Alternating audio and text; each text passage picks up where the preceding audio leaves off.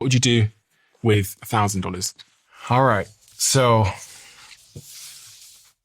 for whatever reason, when I see $1,000, I think about the wedding rental business. So believe it or not, weddings are increasing in popularity. People are getting married outside more than ever. I think like 75% of weddings are outside now, which is increasing every year. And that increases the market for these random one-off rentals, right? I read an article on Reddit about a guy that built a wedding arch from his garage with some 2x4s, some lumber. I think he spent like $200 or $300 to build it. And he rents it out to weddings for like $1,000 per wedding. And it's just a piece of wood for the couples to stand under as they say, I do, right? And so he works with event organizers and wedding organizers to continually rent it to the wedding organizer. To find these wedding planners, you go to The Knot, you go to Zola, Wedding Wire, you scrape them, and all of their phone numbers and emails and names and businesses are on the website for everyone to see.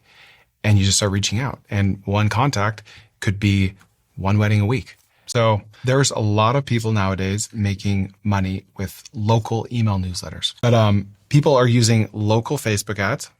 Let's say you live in Boise, Idaho. There's 200,000 people there. You post a Facebook ad that says, hey, find out what's happening in Boise, Idaho, one email per week in your inbox.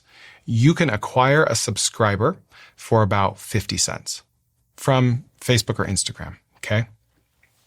Let's call it $1 to be more conservative. Acquire a subscriber for $1.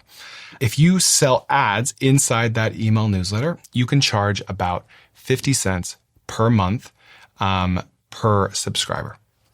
So if we had $1,000, I would use a free trial for an email newsletter software like Beehive or ConvertKit or any of those. And so I've already spent $0 and I would give all $1,000 to Meta. I would set a defined radius in a local area. Preferably it's where you live, but it doesn't have to be. It could be on the other side of the world. I'd spend $1,000 to acquire 1,000 subscribers. And then I would start sending them weekly newsletters. What's happening in Boise, Idaho? Discounts in Boise, Idaho. News in Boise, Idaho.